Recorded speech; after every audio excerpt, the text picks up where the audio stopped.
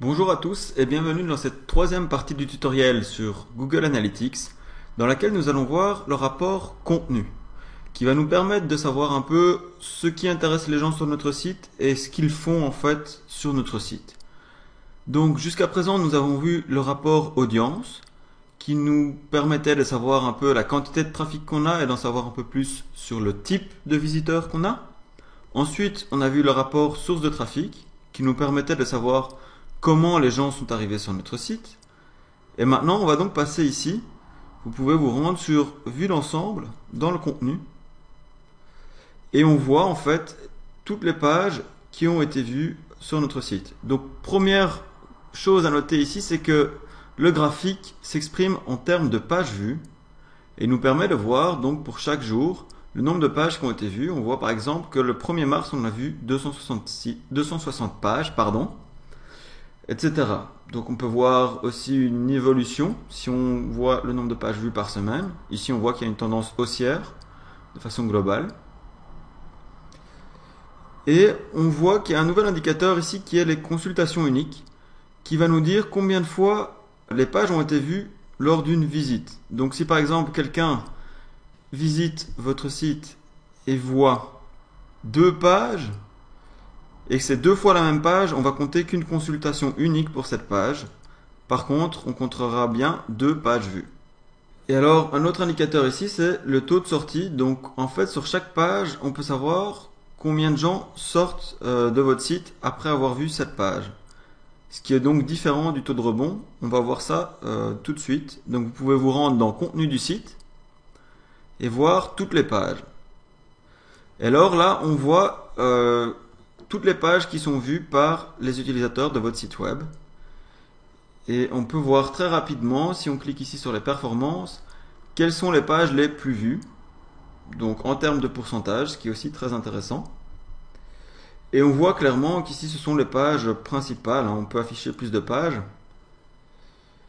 Mais donc on voit que une bonne partie des visites se concentre sur le top 10 de vos pages. Ensuite, on voit toute une série d'autres pages qui intéressent aussi les gens. Donc, pour chacune de ces pages, il y a un taux de sortie. Vous voyez, il n'est pas identique au taux de rebond. Donc, le taux de rebond, c'est les gens qui arrivent sur votre site et puis s'en vont après cette page. Tandis que le taux de sortie, ça peut être des gens qui ont vu d'autres pages avant et qui s'en vont après avoir vu cette page. Donc, c'est une différence vraiment importante à noter. Et le nombre d'entrées, c'est le nombre de personnes qui sont arrivées sur votre site via cette page-ci. Donc c'est très intéressant, on va le voir juste après dans les pages de destination, qui sont les pages d'arrivée sur votre site.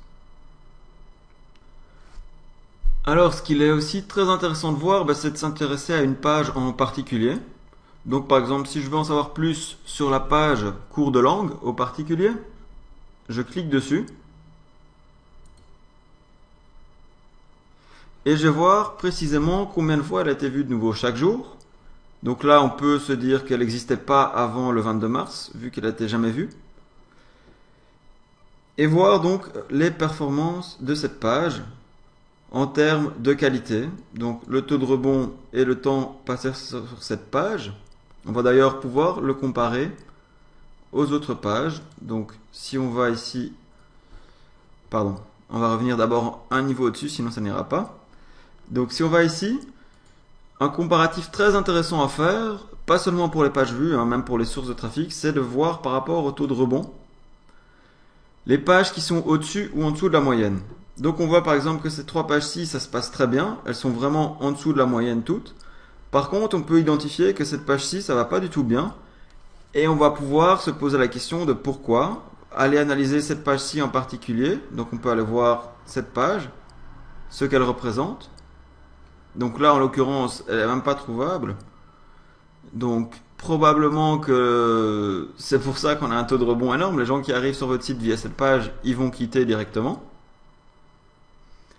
Mais de manière générale, on peut avoir une page qui est trouvable, qui a un taux de rebond très élevé, bien au-dessus de la moyenne. Et ça va nous dire peut-être que le contenu n'est pas assez attrayant.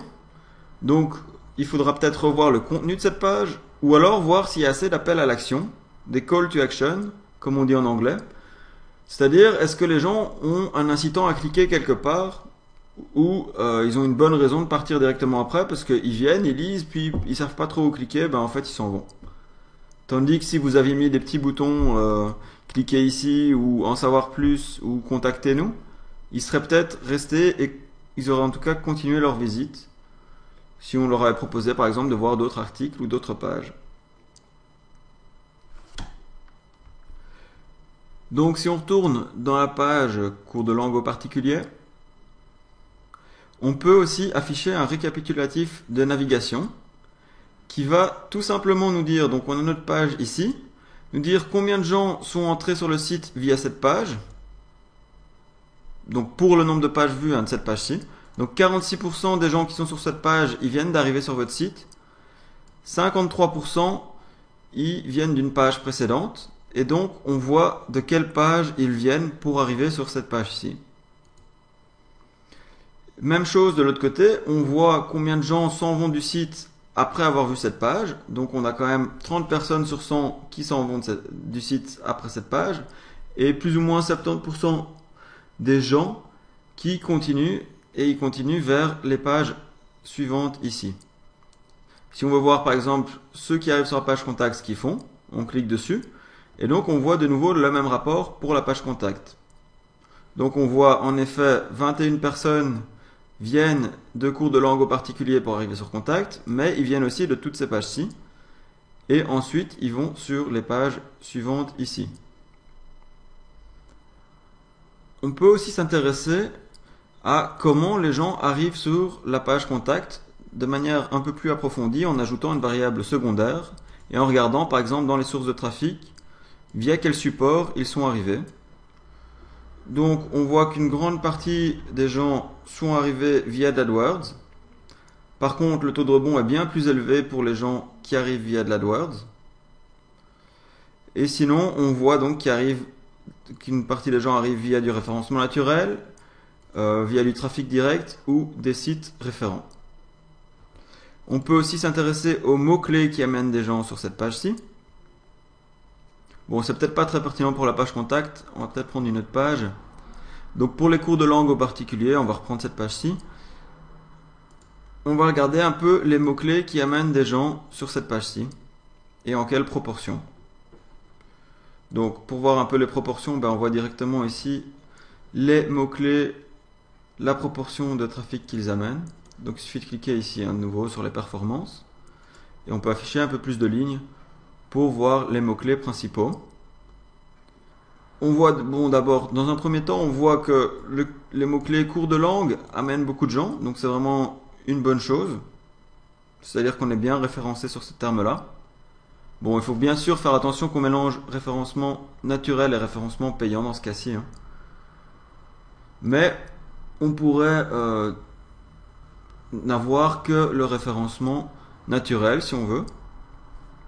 Donc ici on peut inclure seulement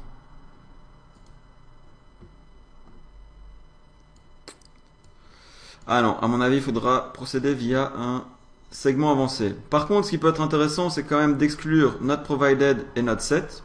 Pour les segments avancés on verra ça dans le prochain tutoriel. On va exclure les mots-clés not provided et not set qui nous en disent pas grand chose comme on l'a vu dans le tuto précédent.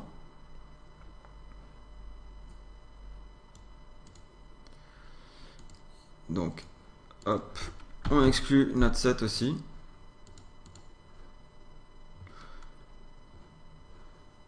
Bon, dans ce rapport-ci c'est pas très utile, c'est plutôt utile quand on prend plusieurs pages. Et donc voilà, on voit clairement les termes sur lesquels on est bien positionné pour cette page-ci. Et voir donc s'il y a des termes sur lesquels on voudrait être positionné qui ne figurent pas ici. On va justement améliorer notre référencement naturel et travailler dessus. Faire en sorte que les mots-clés ressortent bien dans les pages qui nous intéressent. Alors si on regarde au niveau de toutes les pages, maintenant on peut de nouveau avoir une idée des mots-clés qui amènent du trafic pour toutes nos pages et quels sont les principaux mots-clés qui nous amènent du trafic et sur quelle page. Donc pas seulement savoir quels mots-clés, mais savoir sur quelle page ces mots-clés amènent les gens. C'est vraiment utile. Donc on va exclure le not set et le not provided, car ça ne nous est pas super utile. Voilà. Comme ça, on y voit un peu plus clair dans nos données. On peut ajouter une 50aine de lignes. Alors, si on veut aussi exclure le trafic de notoriété, donc des gens qui vous connaissent déjà, on peut modifier notre filtre et exclure tout ce qui est lié à notre nom de marque, donc Verba. Appliquer. Et donc on voit que ce trafic-ci représente 42% de notre trafic total. Donc ça représente 6400 pages vues à peu près. Et donc on voit les mots-clés sur lesquels chacune de nos pages peut être bien positionnée. Et ce qui est très intéressant, c'est qu'on compare de manière absolue, donc toutes les pages entre elles, les mots-clés. Donc on voit qu'on est très bien sur cours de langue, cours d'anglais Bruxelles, et donc aussi sur un tas d'autres requêtes. Et on peut comparer un peu quelle requête nous amène plus de trafic et sur quelle page. Alors ce qu'on va faire maintenant, c'est voir les pages de destination principale. Donc là on a vu le contenu qui intéressait le plus les gens et via quel mot-clé ils arrivaient dessus. Maintenant on aimerait bien savoir via quelle page ils arrivent sur notre site. Car en effet, de nos jours, les gens n'arrivent pas principalement que sur la page d'accueil, mais ils arrivent sur toute une série d'autres pages lorsqu'ils arrivent sur notre site. On peut voir ça hein, ici. Clairement, on voit que seulement 40% des gens arrivent via la page d'accueil. C'est-à-dire que quand même 60% des gens arrivent via les autres pages sur notre site. Donc voilà, si je reviens ici. Je vois donc les pages principales par lesquelles les gens arrivent. On peut faire la même chose, hein, voir par type de mots-clés ou par support.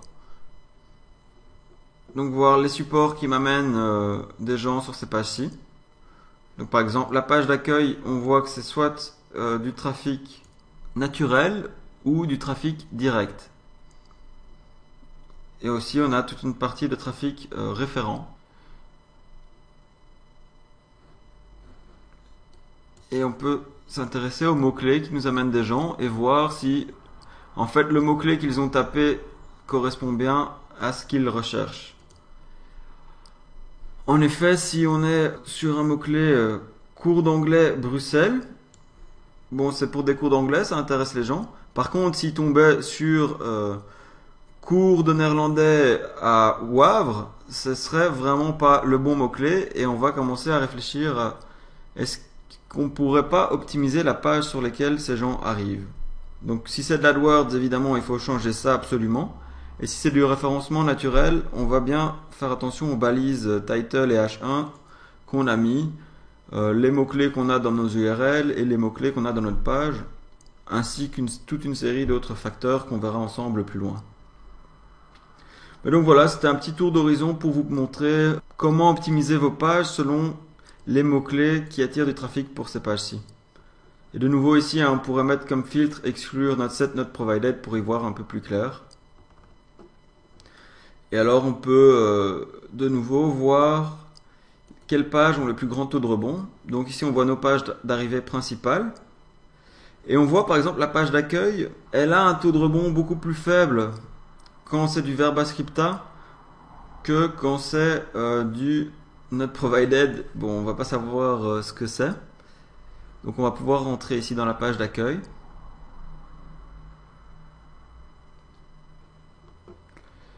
On rajoute de nouveau les mots-clés en variable secondaire. Et on voit pour quel mot-clé cette page d'accueil est considérée comme pertinente. Donc en vert et en rouge pour quel mot-clé ça marche moins bien. Bon ici on a... Bon ici par exemple ce mot-clé c'est pas du tout ça. Mais on a très peu de visites donc c'est dur de juger. Et donc tous les gens en Note 7, c'est des gens qui viennent pas via un mot-clé. Ils sont pas très contents apparemment du contenu. Par contre, si vous avez un mot-clé en particulier qui correspond pas du tout et donc qui a un taux de rebond élevé, il faudra vraiment réfléchir, est-ce que le positionnement sur ce mot-clé est intéressant? Et si oui, est-ce que ma page parle bien de ce mot-clé suffisamment à ce qu'elle attire suffisamment l'attention des personnes qui recherchent ce mot-clé sur les aspects importants dans notre page. Ok, une dernière chose qu'on va pouvoir voir ensemble, qui est très utile, c'est l'analyse des pages web, qui vous permet de vous balader dans votre site et de voir précisément où les gens cliquent dans votre site. Donc on peut mettre ça en un peu plus grand ici. Hop. Et alors on voit précisément où se dirigent les clics des internautes. Donc on voit 4% des gens en arrivant sur cette page-ci cliquent sur le formulaire.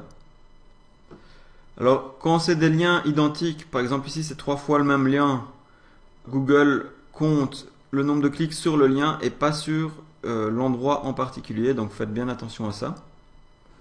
Et donc vous pouvez cliquer, vous balader par exemple sur cette page-ci et de nouveau voir sur la page en question où les gens cliquent. Voilà, donc c'est tout pour ce petit tuto, j'espère qu'il vous est utile et je vous dis à très bientôt pour le prochain tuto qui sera sur les segments avancés et donc on passe des analyses un peu plus poussées. Voilà, ciao à tous et bon apprentissage.